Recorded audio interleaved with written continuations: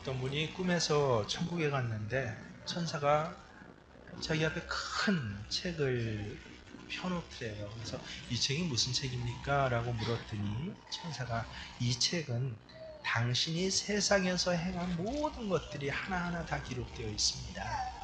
그래서 궁금해가지고 첫 장을 넘겨봤더니 작은 글씨로 무엇인가 쓰여 있어서 이 초점을 맞춰서 읽어야 읽을 수 있었습니다.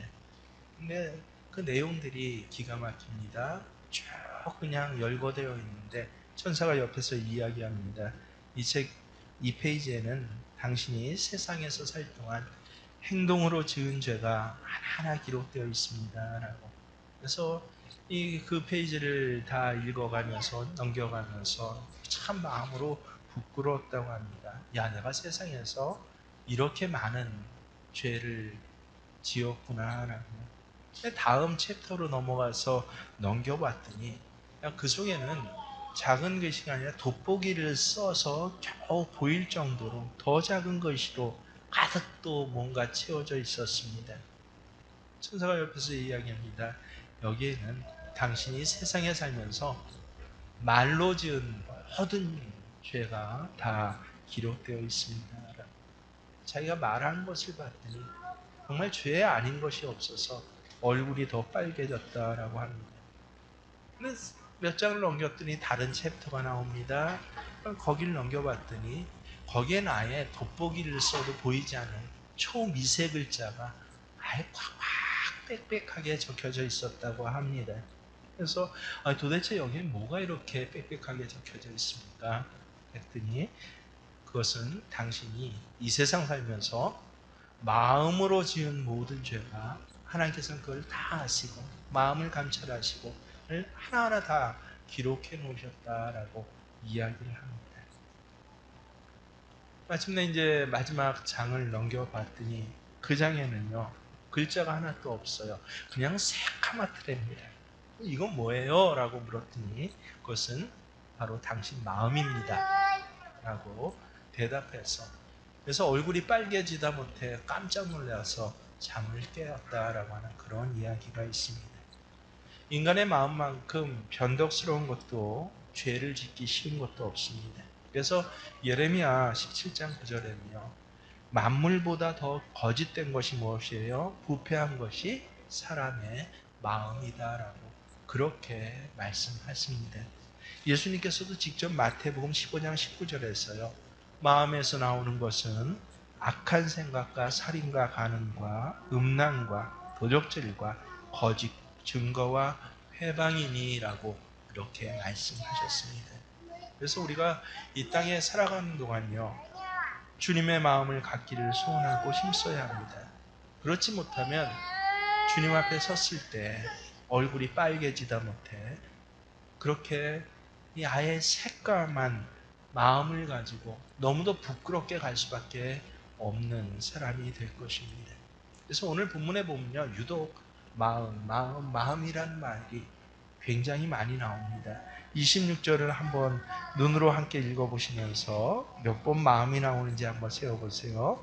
또 새 영을 너희 속에 두고 새 마음을 너희에게 주되 너희 육신에서 굳은 마음을 제거하고 부드러운 마음을 줄 것이며. 여러분 마음 중에서도 새 마음이란 무엇입니까? 굉장히 추상적으로 그래서 어떤 성경을 조금밖에 모르는 사람들은 눈에 걸면 안경이고 코에 걸면 코걸이, 귀에 걸면 귀걸이다라고 이야기를 합니다. 우리가 이렇게 모를까봐 아예 25절에 새 마음이란 어떤 마음인지 하나님께서 정확하게 알려주십니다. 맑은 물을 너희에게 뿌려서 너희로 어떻게 정결하게 할 때, 정결한 마음이구나. 정결한 곧 너희 모든 더러운 것에서와 모든 우상 숭배에서 너희를 정결하게 할 것이요. 그래서 새 마음이란 것은 맑은 물로 우리의 마음을 씻어서 그래서 어떻게 된 마음? 정결하게 된 마음이다 라고 하는 것이 새 마음입니다. 요새 깜짝깜짝 놀랄 만한 그 TV를 켜보면요. 무슨 채널에 그렇게 홈쇼핑 광고가 많은지요. 광고만 다 하는 것 같은데 눈여겨보는 광고가 있는데 세상에 그 영화 속에서나 보는 그 뭐예요? 철가면 마스크가 화장품으로 나오는 거예요. 샌드기 막 돌리는 공구하는 것들이 피부에 되는 것으로 그렇게 나오는 것입니다. 가격도 뭐 100만 원이 되게 넘어가요. 안 팔립니다. 그래서 이 공전의 히트를 치는 이 여성용 상품인데 이른바 그 기초는요 진동 음파 파운데이션이라는 그런 화장품 기계를 팔고 있습니다. 이 여성들이 사용하는 화장품 가격은 정말 천차만별입니다. 수배에서 수십 배까지 차이가 납니다. 근데 이 저가 화장품하고 고가 화장품의 차이를 혹시 여러분 아십니까? 이건 화학적으로 아주 간단합니다. 메이커를 따지는 게 아니라 고가와 저가는요. 보습성과 침투성이 좋은 화장품은 고가 화장품, 좋은 화장품이에요. 근데 보습성과 침투성이 낮은 화장품은 저가 화장품인 것입니다. 각종 환경 오염과 스트레스, 자외선 등으로 사람의 피부 속에 담겨진 노폐물들이 있잖아요. 이 노폐물로 찌꺼기들이 피부의 재사용 과정을 막고 갈라지고 딱딱하게 만들어서 노화를 촉진시켜서 그래서 30대부터 노화가 시작되는 자외선 많이 받고 이 세안, 이 찌꺼기를 깨끗이 닦아내지 않으면 그런 사람들이 요새 많아지고 있다고 합니다. 좋은 화장품은 뭐가 좋은 화장품이나 얼마나 피부 깊숙하게 침투해서 찌꺼기를 닦아내주고 그리고 두 번째가 중요한데 습기를 유지해주는 화장품 이게 정말 좋은 화장품이라고 합니다. 기존에는 화장품 재료를 굉장히 고급 재료를 써가지고요. 그래서 이 재료가 피부 깊숙이 침투하는 그런 고급 재료를 썼습니다. 그리고 이 클렌싱 해주는 기능이 있는 재료를 썼습니다. 거기에 더하여 제일 어려운 게 보습성이에요. 습기를 갖다가 오랜 시간 동안 유지해주는 재료를 썼습니다. 근데 요새는요, 이 진동 음파 파운데이션 종류의 그런 기계가 나오면서 1분당 1만 번 이상의 피부를 진동을 시킨다라고 해요. 그러면 고가 화장품이 아니라 이른바 뭐 메이커가 아닌 일반 뭐 보습력이 약하고 침투력이 약한 화장품을 사더라도 이른바 뭐 한 15,000원짜리 로션을 사서 발라도요 진동을 시켜주면 어떻게 돼요? 이 로션의 기능이 피부 속까지 다 침투가 되고 그리고 진동 과정 속에서 보습할 수 있는 그런 피부의 체질을 만들어준다는 것이에요.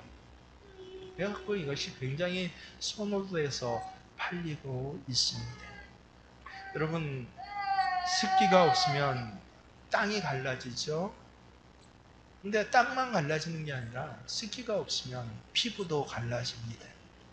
땅이 갈라지면 갈라진 땅에는 하늘에서 비가 내리든지 하다못해 양수기로 물을 퍼서 공급해 주어야 생명을 살릴 수 있는 땅이 됩니다. 갈라진 피부에는 어떻게 해야 돼요? 이렇게 어떤 방식으로든 수분을 공급해 주어야 손상을 회복시킬 수 있는 것입니다. 근데 문제는 무엇이에요? 땅도 아니고 피부도 아니고 만약에 마음이 갈라졌다라고 한다면 마음이 딱딱해졌다면 무엇으로 회복시킬 수 있겠습니까? 오늘 성경은 말씀하십니다. 맑은 물을 뿌려서 너희 마음을 정결하게 하며 성령의 맑은 물을 뿌릴 때 성령의 맑은 물과 접촉될 때 우리 마음이 정결하게 된다. 깨끗하게 된다라고 하는 것입니다. 이 정결하게 되는 게 도대체 뭐예요? 예수님께서 이미 우리에게 말씀해 주셨어요. 마태복음 5장 8절에 보면요. 마음이 청결한 사람은 복이 있나니 저가 하나님을 볼 것이며 이게 우리말로 번역될 때 오해의 소지가 있습니다. 마음이 깨끗해요. 순수해요. 라고 그렇게 생각하기 쉬운데 예수님께서는 아람어로 말씀하셨어요. 아람어로 하신 말씀을 이제 마태복음 마태 저자가 이걸 헬라어로 바꾸면서 그러면서 어떤 때는 약간 말씀이 이 의미가 조금은 비슷하지만 다른 의미로 의 글자로 번역될 수밖에 없었는데 원래 아람어 원뜻으로 하면요 마음이 청결한 자가 복이 있나니 하나님을 볼 것이며 이게 아니에요. 예수님이 정확히 말씀하신 원뜻으로 보면 아주 기가 막힙니다. 마음이 뭐인 사람? 시작. 마음이 청결이 아니라 뭐예요? 하나인 사람은 복이 있나니 마음이 하나인 사람은 복이 있나니 저와 하나님이 하나가 될 것이다. 예수님이 이렇게 말씀하시는데 원래 헬라어로 바꾸면서 그러면서 청결한 자라고 그렇게 조금 확대해서 이야기를 한 것입니다. 마음이 하나인 사람, 마음이 둘인 사람도 있나요? 있대요. 셋인 사람이 있네요? 있대요. 근데 마음이 하나인 사람, 그 사람 안에 하나님이 있고 하나님이 그 안에 계셔서 하나님과 하나가 되어서 하나님과 뜻이 합해지고 그리고 바라보는 것이 같아지고 생각하는 것이 하나님과 같아져요. 그럴 때 그 사람은 복 있는 사람, 못할 것이 없는 그런 사람이 될 것이다라고 예수님이 말씀해 주셨습니다. 여러분 마음이 둘로 갈라지면요 능력은 그만큼 줄어듭니다. 마음이 4개로 갈라지면 4분의 1이 돼요. 10개로 갈라지면 10분의 1이 될 줄 알죠? 아니요. 이제부터는 이른바 이 곱배수로 튑니다. 30분의 1, 100분의 1이 됩니다. 그렇게 갈라지다가 결국은 그 마음의 본체가 무엇인지조차 모를 때 그럴 때 우리는 그것을 갖다가 우리 말로는요 우리 용어로는 정신분열증이라고 이야기를 합니다. 이건 우리의 용어인데 예수님께서는 이 용어를 따로 말씀하셨어요. 예수님께서는 이 정신분열증을 뭐라고 하십니까? 상실한 마음이라고 말씀해 주셨습니다. 사람의 마음이 딱딱해지고 갈라지면 창조의 아름다운 마음이 상실이 된대요. 인간의 마음이 악해졌습니다. 더러워졌습니다. 인간의 비극이에요. 그래서 로마서 1장 28에서 31절에 보면 뭐라고 하셔요? 또 저희가 마음에 하나님 두기를 싫어하네. 무슨 소리예요? 그 마음에 두기 싫어한다는 소리가 아니라 뭐 했다? 마음이 갈라져서 하나님께 초점 맞추지 못하고 갈라져요. 그래서 하나님도 물론 있긴 있어요. 근데 둘로 갈라졌을 땐 하나님이 있고 내 자신이 있어요. 셋으로 갈라질 땐 하나님이 있어요. 왜 없어요? 믿는 자 있긴 있는데 거기 뭐 나는 뭐야 하고 나도 있어야 되고 우리 새끼들은 어떻게 해? 새끼들도 거기 있어야 돼요. 넷으로 갈라지고 5으로 갈라질 때 그때 하나님을 두기 싫어한다라고 성경은 말씀하셔요. 그러면 어떻게 되나요? 하나님께서 저희를 그 상실된 마음으로 내어버려 두사. 그게 상실된 마음이에요. 갈라진 마음 그대로 놔두면 그 다음부터 일어날 일들이 뭔지 아십니까? 성경에 아주 기가 막히게 기록되어 있습니다. 합당치 못한 일을 하게 하셨으니 곧 모든 불의와 추악, 탐욕, 악의가 가득한 자요. 사기, 살인, 분쟁, 악독이 가득한 자요. 수근수근하는 자요. 비방하는 자요. 하나님을 미워하시는 자요. 능욕하는 자요. 교만한 자요. 자랑하는 자요. 악을 도모하는 자요. 부모를 거역하는 자요. 우매한 자요. 배약한 자요. 무정한 자요. 무자비한 자라. 제가 기억하기엔 14개인가요? 하여튼 그런 행동의 항목들이 나타납니다. 여러분 만약에 내 삶의 내용들이요. 하나님 왜 없어요? 있어요. 있긴 있는데 갈라져서 그래서 하나님께서 그대로 놔두시면 어떻게 된다? 합당하지 못하니 불의, 추악, 탐욕, 악의, 시기, 살인, 분쟁, 사기, 악도, 수근수근 이런 것들로 내 삶의 영역들이 이루어졌더라고 한번 생각해 보세요. 내 가정에 미워함과 분쟁과 사기와 악도, 능욕, 교만으로 남편과 아내의 관계가, 부모의 자식의 관계가 시간이 지날수록 이렇게 분열되고 갈라진 삶이 내 인생이라고 한번 생각해 보십시오. 얼마나 비참합니까? 살아갈수록 비참하지 않겠어요? 그래서 여러분, 우상숭배는 다른 것이 아니에요. 모든 죄악과 우상숭배를 행하게 하는 마음, 그 마음은 다른 마음이 아니라 딱딱하게 만들어지고 그리고 갈라지고 마침내 깨어져서 조각조각 나는 마음, 우리의 욕심과 탐욕이 또 내 자신에 있는 여러 가지 욕구들, 더 먹고 싶고 더 자고 싶고 더 놀고 싶고, 하나님이 왜 없어요? 있긴 있어요. 근데 n분의 1이에요. 주일날 예배 올 때 하나님 있죠. 근데 마음의 초점은 어때요? 이럴 때 심지어는 이 하나님 n분의 1보다 다른 것이 그땐 더 커요. 그땐 더 절박해요. 그래서 심지어는 나무조각 돌조각에까지 종이에까지, 여러분 이 무당들이 붉은 뭐죠? 그걸로 쓰는 것만 부적인가요? 돈은 부적 아닌가요? 돈을 부적 삼는 사람들이 바로 뇌물로 사는 사람들 아닙니까? 여기에까지 매달리고 절을 하면서 자신의 원하는 바를 얻고자 하는 것, 이게 바로 우상숭배다라고 하는 것입니다. 오늘 본문에서 말씀하신 게 바로 정확히 이것입니다.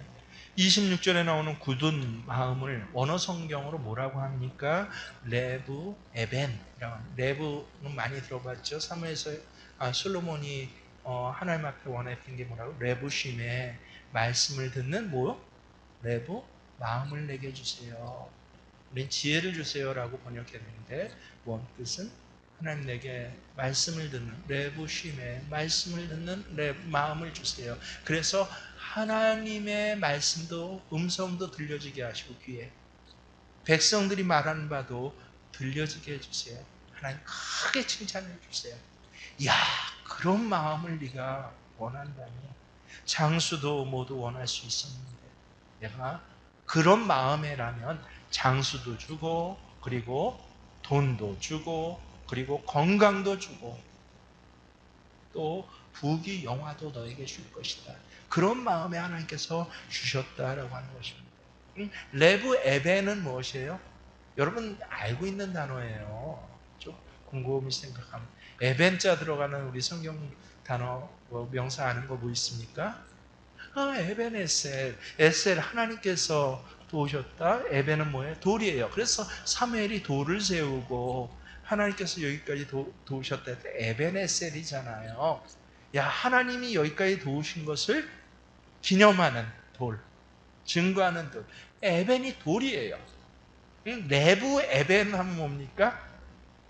내부 마음. 에벤은 뭐라고요? 돌. 그럼 내부 에벤 뭐예요? 돌 같은 마음. 굳은 마음이라고 우리말로 번역했지만 정확한 뜻은 돌 같은 마음입니다. 반대 단어가 있어요. 굳은 마음, 반대는 우리말로는 무슨 마음일까요? 시작. 굳은 마음 대신 부드러운 마음이 되겠죠. 그러면 레브 에벤의 이 히브리어의 반대말이 무엇일까? 그러니까 이 히브리어는 레브 에벤부터 바사르야. 레브 바사르. 바사르가 뭡니까? 살이에요. 껍질 아닌 속살. 그러면 레브 바사르 무슨 뜻입니까? 살과 같은 마음. 이게 우리말로 살과 같은 마음을 갖다가 부드러운 마음으로 그렇게 해석을 한 것입니다. 속살과 같이 부드럽고 싱싱한 마음, 이게 레브 마사르예요. 성령의 맑은 물이 우리에게 부어지게 되면 돌과 같은 마음이 속살과 같은 마음으로 바뀌어지게 된다. 싱싱하고 파릇파릇해진다라는 것입니다. 왜 사람의 마음은 시간이 갈수록 우상 숭배에 기울어지고 딱딱하고 돌 같은 마음, 더 나아가서 이제 아예 심장조차 철심장이 됩니까? 우리는 상식적으로 세상살이에 시달려서 그래요. 욕심과 기복사상이 우상숭배에 빠져들게 하고 죄악을 짓게 되는 게요 라고 하지만 아니요, 잘못된 말, 세상의 심리학자들이 하는 말입니다. 성경 에스겔서에서는 하나님께서 뭐라고 하시는지 아세요? 왜 그렇게 되는가는 정확하게 28절에 보면 하나님께서 말씀해 주셔요. 내가 너희 조상에게 준 땅에서 너희가 거주하면서 뭐라고요? 내 백성이 되고 너희는 내 백성이 되고 나는 너희의 하나님이 되리라. 왜 딱딱한 마음, 돌과 같은 마음이 생겨지는가? 나는 너희의 하나님이 되리라. 그러니까 우리가 하나님을 하나님으로 인정하지 않기 때문에 여호와가 하나님이시다라는 이 신앙이 희미해지고 잃어버리게 될 때, 그럴 때 우리는 자연스럽게 레브 예배 돌 같은 마음이 된다는 것입니다. 여러분 교회 나오셔서 예배드리면서 딱딱한 마음으로 예배드리는 분 안 계세요? 왜 하나님 신앙을 잊어버릴까요? 그것이 나와 있는 것이 바로 에스겔서예요.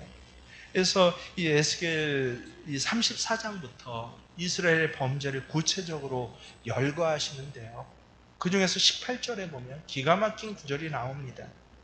잘 들어보세요. 집중해서 들으셔야 이 말씀이 뭔지 압니다. 너희가 좋은 꼴을 먹는 것을 작은 일로 여기느냐? 어찌하여 남은 꼴을 발로 밟아버리느냐? 너희가 맑은 물을 마시는 것을 작은 일로 여기느냐? 어찌하여 남은 물을 발로 더럽히느냐? 무슨 뜻이냐면요, 하나님께서는 좋은 꼴을 먹이시는데 근데 이 좋은 꼴을 먹으면서도 작은 일로 여긴다 라고 하는 것이에요. 하나님이 좋은 물을 마시게 하시는데 이 맑은 물을 마시면서도 이건 보잘것없는 일이야, 물이야 라고 생각하고 더 좋은 것, 더 화려한 것을 바란다는 것입니다. 제가 요 몇 년 사이에 정말 제 신체적으로 두 가지 너무도 큰 깜짝 놀랄 만한 경험을 하게 되는데요. 최근에 했던 경험이 이빨 때문에 한 경험이에요. 임플란트를 했어요. 얼마 올해 들어와서 이제 처음으로 한 것이죠. 그래서 이 치료 과정 다 받고 처음 임플란트를 끼고 나서 이제 수술을 받아야 했기 때문에 아내가 같이 가는데 이제 치과에서 나오면서 운전할 때 항상 자동차에 껌이 있지 않습니까? 졸리지 말라고 이 껌을 하나 줬어요. 저도 모르게 씹었습니다. 평생 경험하지 못한 경험을 했어요. 껌이 안 씹혀요. 껌을 씹는데 껌이 안 씹고 이빨에 딱 들러붙는 거예요. 씹을수록 조각이 나서 여기저기 다 들러붙는데 이건 뭐 입안이 말이 아닙니다. 그래서 그때 드는 생각이 깨달아, 야 이제는 껌도 못 씹겠네. 껌도 못 씹겠네. 다행히 한 일주일 정도 지나니까 그것도 이제 경험을 해서 알았죠. 아마 처음에 장착했을 땐 윤활기가 없어가지고 껌이 붙은 거였는데 한 일주일 정도 몸 안에서 침투돼 갖고 온갖 뭐 침과 기타 내 몸의 구성요소가 합해지니까 그다음에 껌이 씹히더라고요. 근데 그 일주일간 정말 충격적인 게 이제 껌도 못 씹겠네. 그러면서 생각난 게, 야, 껌 씹을 수 있는 게 얼마나 감사한 일이야. 여러분 그런 고백 해보셨어요? 껌 하나 씹으면서 껌 씹을 수 있는 게 너무너무 감사한 일이야.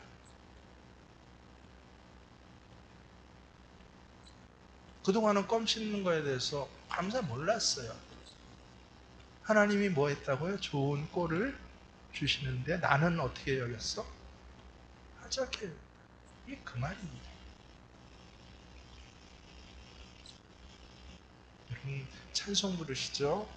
한 2년 전인가 정말 그때 새롭게 경험돼갖고 제가 찬송 부르는 걸 참 감사하게 여기고 좋아해요. 노래는 잘하지 못한 거 좋아합니다. 음칠한 소리도 들었습니다. 그래서 고등학교 때, 대학교 때는 주눅 들었어요. 대학원 다니면서까지 이 고등학교 때 음칠한 말 듣고 주눅 들어가지고 세상에 전도사 하면서도 찬양 인도를 못했는데, 근데 그 다음에 하나님 은혜를 주셔서 찬양은 이 이른바 음악성으로 부르는 게 아니라 신앙으로 부르는 거다라는 걸 깨닫게 돼서 얼마나 그 다음부터 신나게 부르고 다녔는지 몰라요. 한 2년 전인가요? 제 평생 처음으로 중학교 때부터 그래서 어디 가나 그 길을 다니면서 매일 찬양 부르고 다녔는데, 근데 아마 특세했을 때예요. 새벽에 앞에서 인도하면서 찬송가를 두 곡씩 부르지 않습니까? 찬송을 부르는데 목소리가 안 나오는 거예요. 아니 설교도 뭐 똑같이 하고 특별히 감기 걸린 것도 아닌데 곡조 목소리가 안 나와요. 앞에서 찬송을 부르는데, 그래서 그것도 하루가 그랬다면 그날 뭐 컨디션이 일주일 내내 그런 거예요. 일주일 내내 입은 뻥긋뻥긋 하는데 내 목소리가 안 나고 기가 막히고, 이게 도대체 무슨 일이야 무슨 일이야. 다행히 한 주 지나니까 찬송이 나오더라고요. 참 신기한 게 수요 예배도 있었죠. 주일 예배도 있었죠. 찬양 부르는데 문제가 없었어요. 감사하게 불렀는데 이상하게 이 일주일간의 새벽 기도 때는 목소리가 안 나오는 거예요. 그러고 나서 깨닫는 게, 처음엔 당황하고 황당했지만, 야, 내 목소리로 찬송 부르는 거 얼마나 큰 일이고 감사한 일이에요.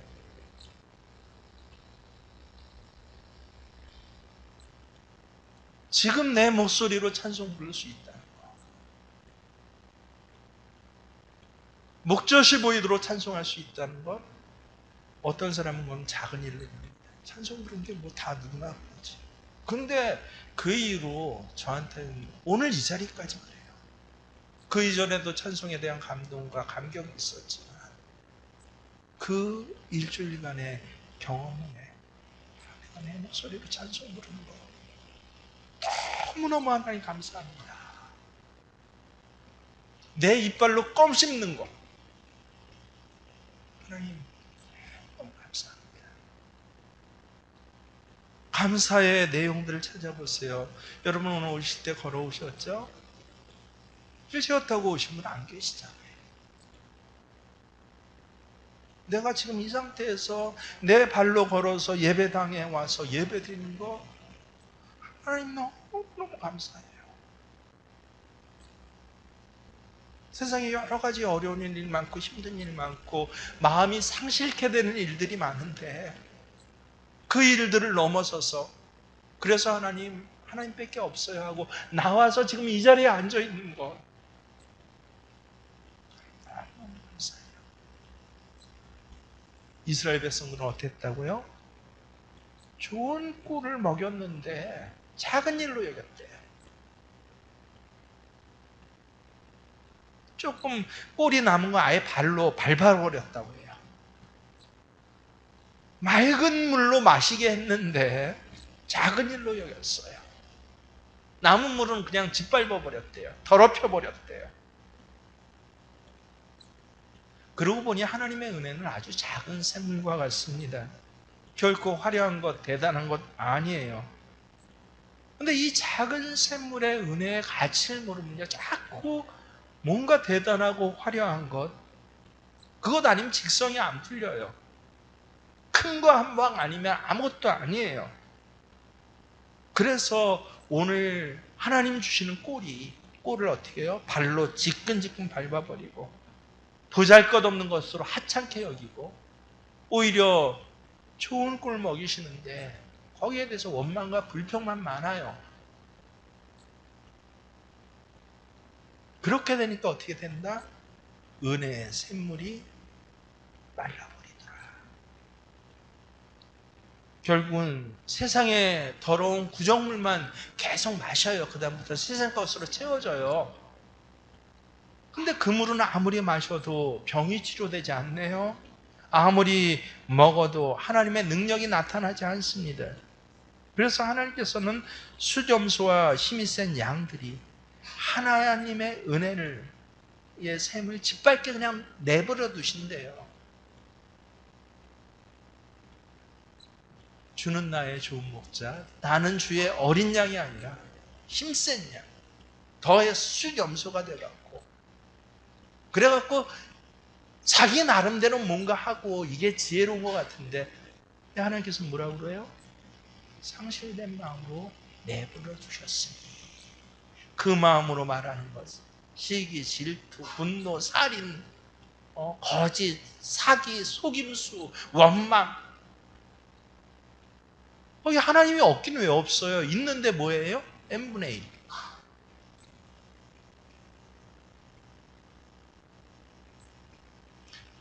여러분 기억하십시오. 결론이 뭐가 부족한 겁니까?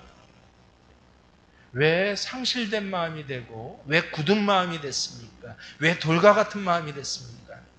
하나님이 알려주셔요. 감사가 없었어요. 좋은 꼴로 주신 것에 감사가 없이 이거 작은 거야. 별거 아니야. 늘 있는 거야. 껌 씹는 거야. 당연하지. 맑은 물을 주신 거에 대한 감사가 없었다라고 하는 것입니다. 그래서 우찌무라 간조라는 일본의 참 우리 한국 신학자들에게 영향 굉장히 많이 준 그 신학자가 있는데 하나님으로부터 오는 저주가 있다면 세 가지라고 합니다. 첫 번째는 뭔지 아세요? 하나님 믿어지지 않는 것. 이거 굉장한 저주예요. 이런 하나님 아무리 믿고 싶은데 믿어지지가 않아요. 참 기가 막히죠. 두 번째는 무엇이에요? 성경을 읽을 수도 있고 심지어 외우기까지 해요. 그런데 하나님의 말씀이 들리지가 않아요.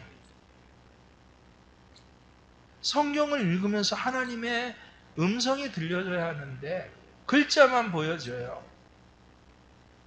설교 말씀을 듣는 중에 하나님께서 내 귀에 말씀해 주셔야 하는데 이게 안 들리는 것. 이게 두 번째 저주. 인간에게 가장 큰 저주 세 가지가. 세 번째가 무엇입니까? 감사하는 마음이 없어지더라. 작은 것으로 여기고 하찮게 여기고 심지어는 발로 밟아버리고 더럽히더라. 여러분 감사한 마음이 없어지는 것은 나이 들어서가 아니에요. 무뎌져서가 아닙니다. 저주와 같은 것이다. 그래서 이 우치무라 간조가 뭐라고 이야기를 합니까? 감사는 은혜에 대한 마땅한 응답이다. 그래서 감사는 언제 감사하게 돼요? 마음에 생겨 아니라는 거예요. 은혜에 대해서 응답할 때 비로소 감사가 된대요. 기가 막힌 말씀이네요. 은혜에 대해서 응답할 때 그게 감사지. 감사해요. 다 감사. 하나님 은혜인데요. 아니에요. 은혜에 대한 어떤 응답? 마땅한 응답. 그래서 이 감사는 마땅한 응답이에요. 어떻게 응답할 수 있습니까? 아는데, 받은 것을 아는 데부터 응답할 수 있습니다. 받은 것, 아는 것. 여러분, 감사 기도 제목 간혹 올리죠. 뭐 직장 되게 해주셔서 기도 제목 응답해 주셔서 훌륭해요. 근데 더 확대해서 어때요? 오늘 껌 씹게 해주셔서 감사합니다. 오늘 찬송하게 해주셔서 감사합니다. 오늘 나 예배드리게 해주셔서 감사합니다. 받은 거. 그러고 봤더니 모든 것이 월급 받게 해주셔서 감사합니다. 받은 거예요.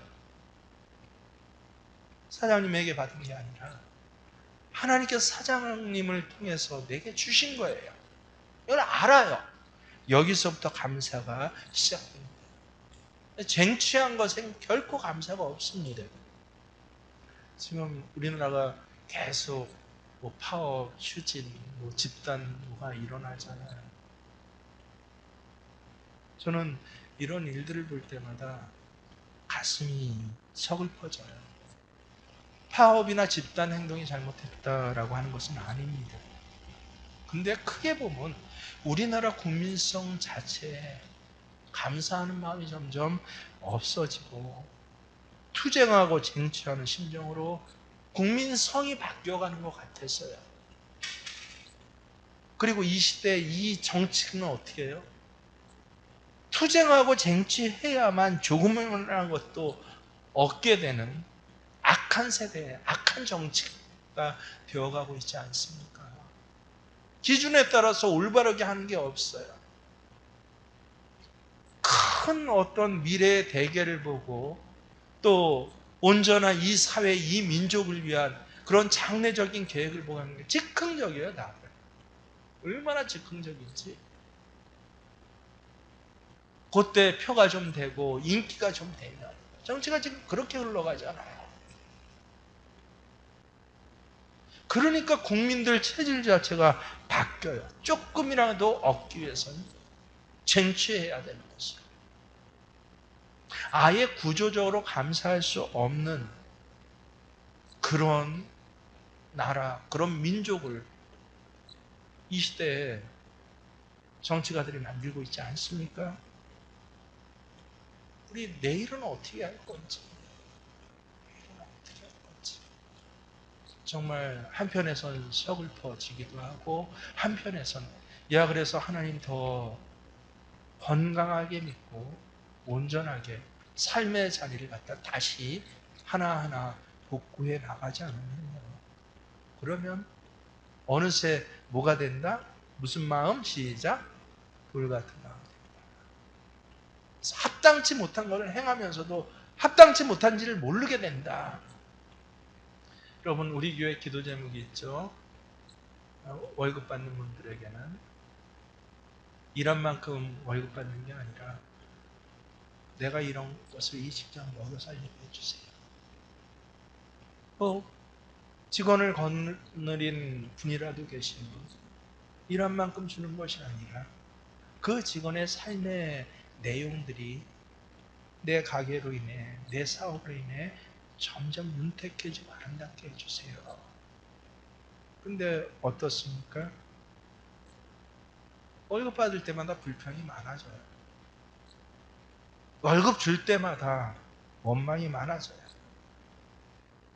받는 사람도 주는 사람도 감사가 없어요. 고마움이 없어요. 받은 사람은 쟁취한 것이고 준 사람은 빼앗긴 것이 되어버립니다. 가정에서도 그렇죠. 부모 자식에도 받은 사람은 쟁취해요. 심지어 자식들에게도 쟁취하는 부모 있지 않습니까? 쟁취해서 얻는 부모, 자식이 쟁취해서 얻어가는 건 뭐 세상의 이치고요. 준 사람에게도 자식이 준 게 빼앗긴 사람. 그게 뭐예요? 이게 모든 게 하나님 두기를 싫어하네. 하나님께 초점 맞추지 않으네. 하나님을 n분의 1로 삼음에 나타나는 삶의 자리에 여파들이에요. 진행 과정들이에요.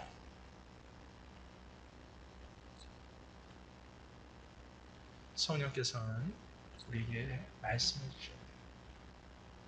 너희는 내 백성이니 나는 너희의 하나님이 될 때 하나님께 우리의 초점이 맞춰지고 삶의 기준이 다시 맞춰질 때 그럴 때 하나님께서는 어떻게 하신다고요? 기가 막힌 말씀을 하십니다.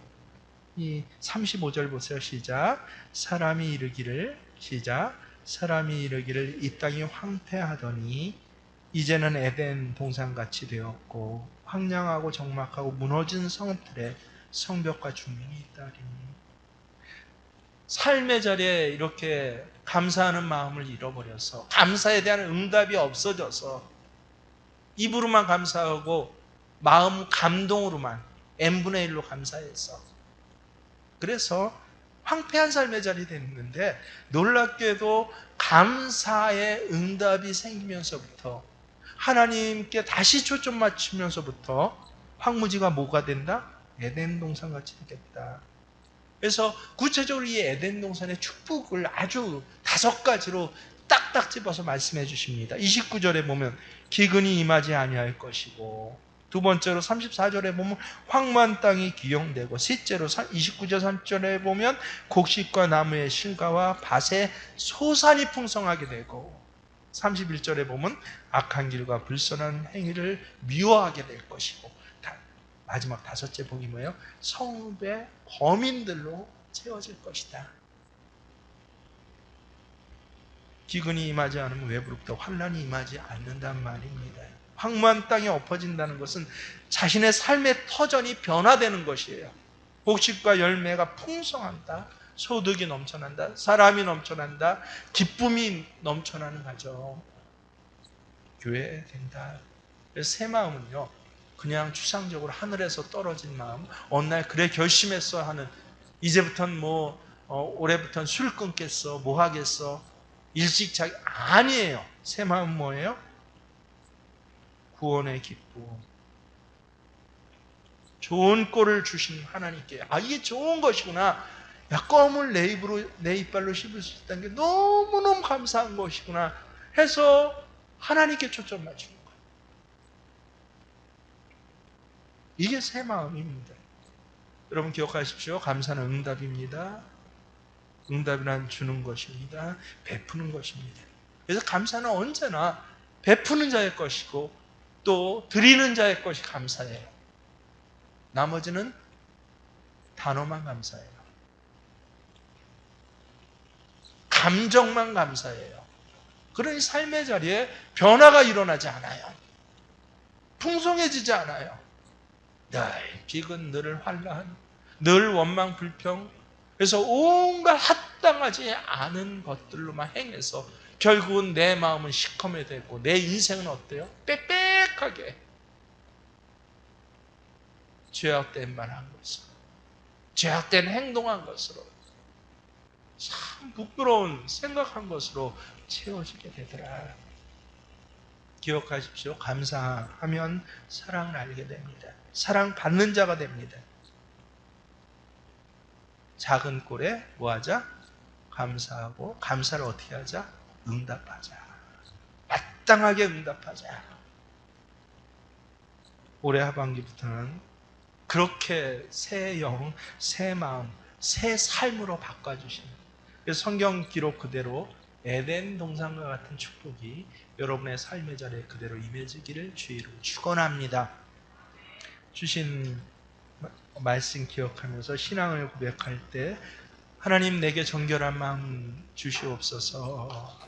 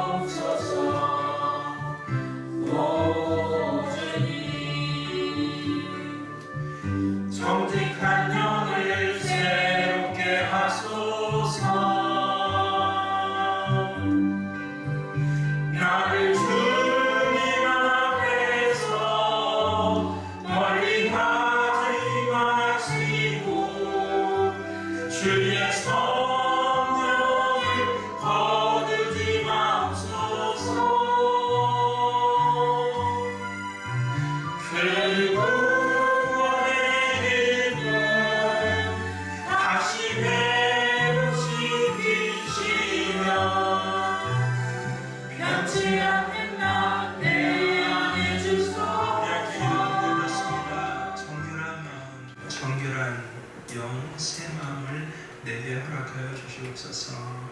작은 일, 오늘 먹은 식사에 감사하게 하시고,